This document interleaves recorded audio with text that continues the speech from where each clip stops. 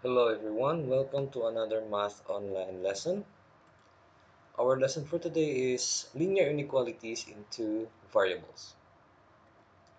Now I have here an example of a linear inequality in two variables. 2x plus 3y is greater than 6.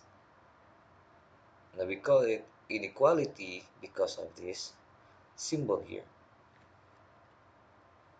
Now this can be solved using the x and y intercept and the slope intercept. But before we discuss about that, let's have a quick recall on the linear inequality in one variable. This was discussed to you during your grade 7 lesson. So I have here an example of linear inequality in one variable. X plus 2 is greater than 4. Now, in your grade 7 lesson, we need to solve the value of x to satisfy the given inequality. Now, how do we solve for the value of x? Either we use the shortcut method using the transpose method, wherein we transpose this one to the other side, and the sign of this one will change to negative, or using the additive inverse, we add a negative 2 or the opposite sign of this one also on the other side.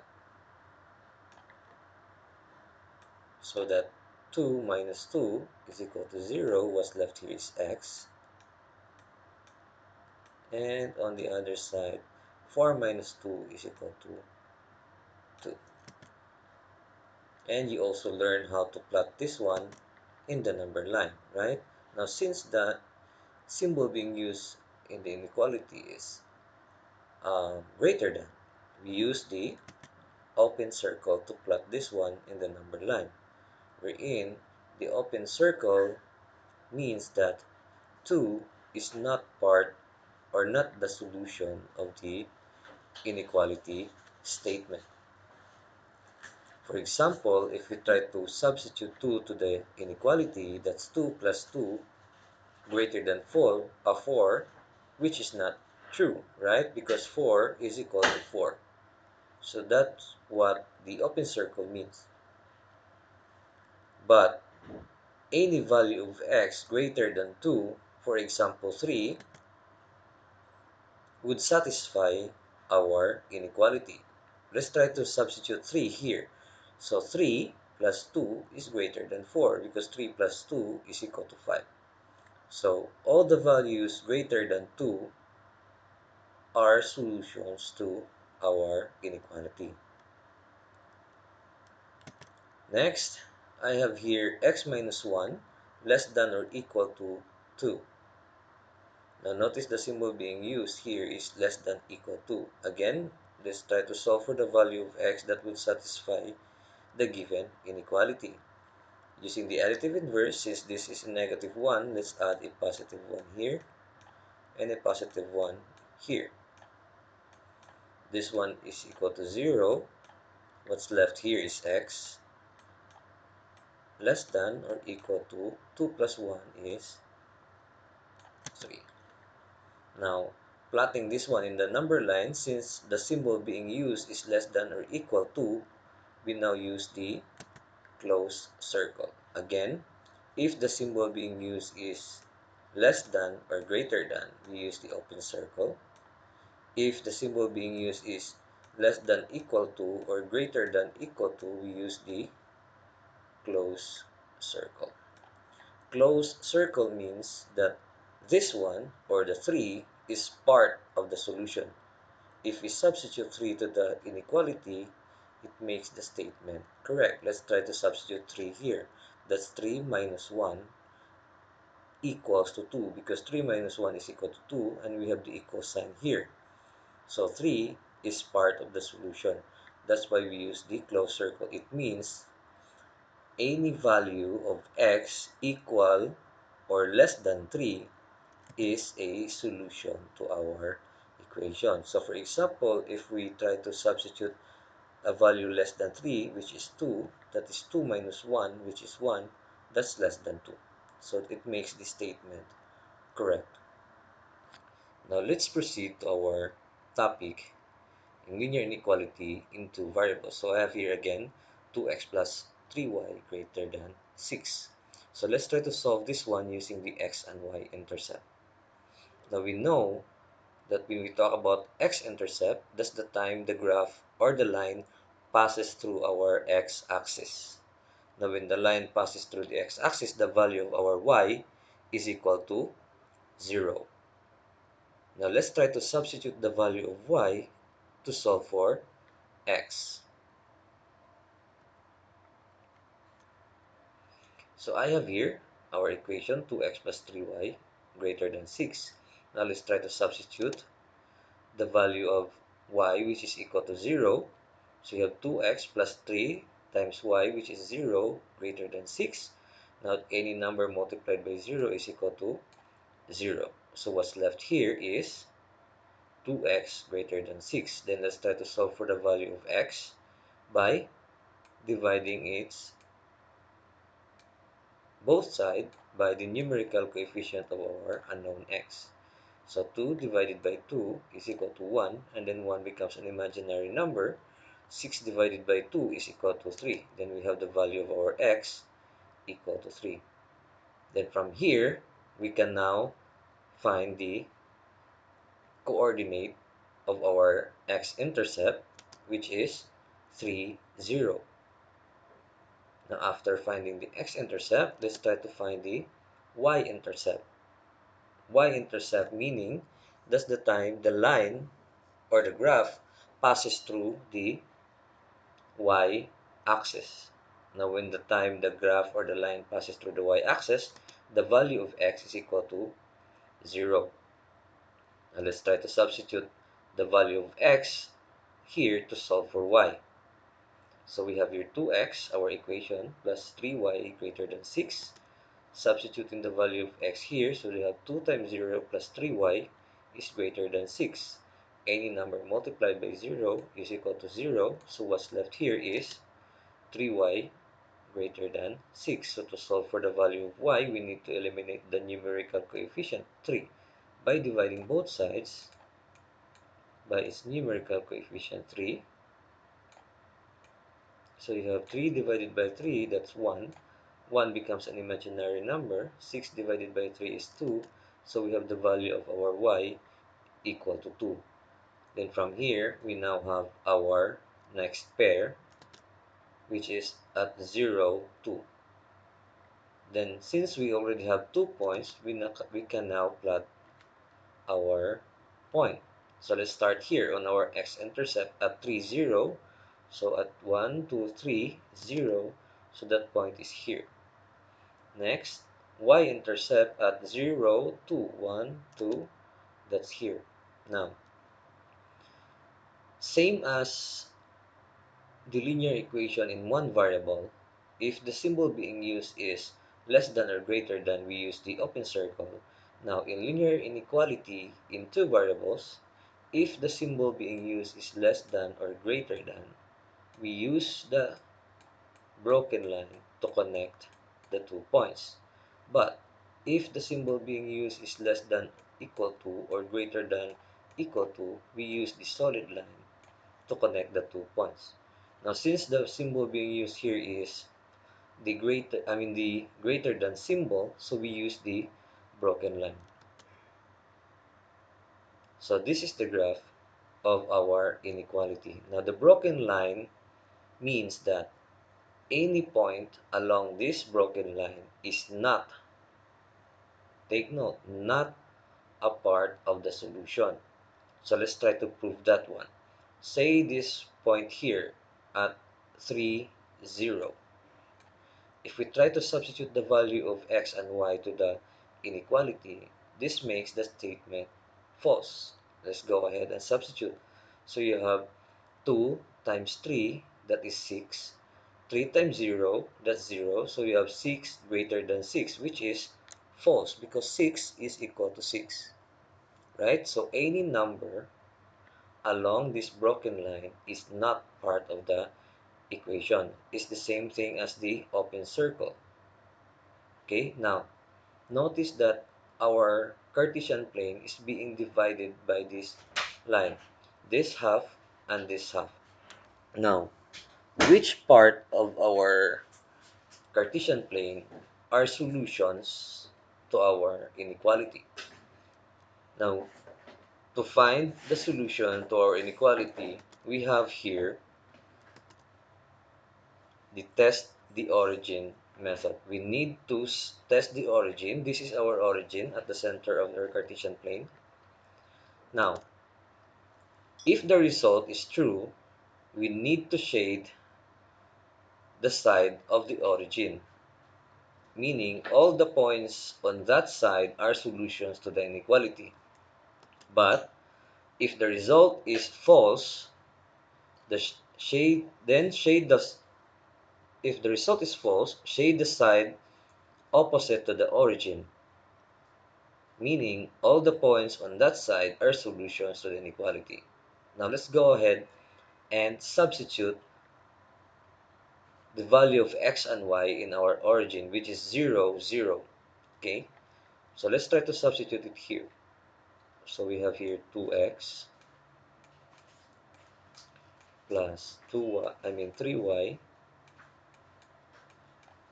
greater than 6. Now at the origin here, this is our origin at this point. So you have 2 times 0 plus our y is also 0 greater than 6. Okay, 2 times 0 is equal to 0. 3 times 0 is equal to 0 greater than 6. So you have 0 greater than 6. Now this means that the origin is false on our inequality statement. Okay, so the value of our origin here, or the coordinates here in our origin, makes our statement false. So it falls here. So if the statement falls, shade the opposite side of the origin. The opposite side of our origin is this side here. So we need to shade this part here. Now what does this imply? This implies that all the points here on the shaded part are solutions to our equation, except the points here along the broken line. Now let's try to prove. Let's pick a point along this shaded area. Say for example here at 2, 2. When x is equal to 2, y is equal to 2. Let's prove that this point is a solution to our inequality. So we have here 2x plus 3y greater than 6. So at point 2, 2, so that is x is equal to 2, y is equal to 2. Okay, so you have 2 times 2 plus 3 times 2 greater than 6. So you have 2 times 2 is 4 plus 3 times 2, that's 6 greater than 6. 4 plus 6, that's 10. That's 10 greater than 6, which is true. So all of the points here belong on the shaded part are solution to our inequality. Now let's try to prove any point outside the shaded region. So let's try to choose this one at negative 2, positive 2. That point here is negative 2, positive 2. Let's try to substitute this one. See if this makes our inequality statement false. Okay, so you have again 2x plus 3y greater than 6. Let's try to substitute the value of x and y. So you have 2, our x is negative 2, plus 3 times y again, positive 2, greater than 6. 2 times negative 2 is negative 4. 3 times 2 is 6, greater than 6. Negative 4 and positive 6 gives us positive 2 greater than 6. So this makes the statement false.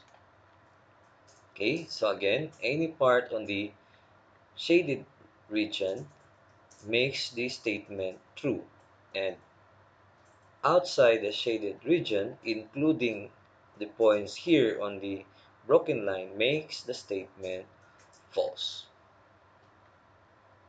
Now let's proceed solving this one using the slope-intercept form. Now the slope-intercept form has the equation y is equal to mx plus b, where m is the slope and b is the y-intercept, right? Now, we have our equation here. Now, to use the slope-intercept form, we need to transform this equation into the slope-intercept form. Now, how do we do that? First, we need to change this equality sign to equal sign, inequality sign to equal sign. So we have here 2x plus 3y. So instead of using the inequality sign, let's go ahead and change that one to equal sign. Okay. Next, we need to follow this format. On the left side is the variable y, and on the right side is the variable x. So we need to transpose this one to the other side of the equation. So that what's left here is the variable y. So we have here 3y equals to 6. Positive 2x transposed to the other side of the equation, that becomes negative 2x. Now following this format, the first term should be the x variable, so we'll just rearrange this one here. Make sure that nothing will change on the signs. Okay, 2x is negative, so you have negative 2x. 6 is positive, so you have plus 6. And since here we only have the variable y, and then in our equation we have the numerical coefficient of y, so we need to eliminate this one. We need to divide both sides on each term by the numerical coefficient of y, which is 3. There. So 3 divided by 3 is 1. That becomes an imaginary number, so what's left is y. Then here, you have negative 2 over 3, or negative 2/3 x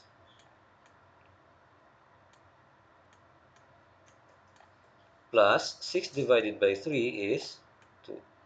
So this is our slope-intercept equation.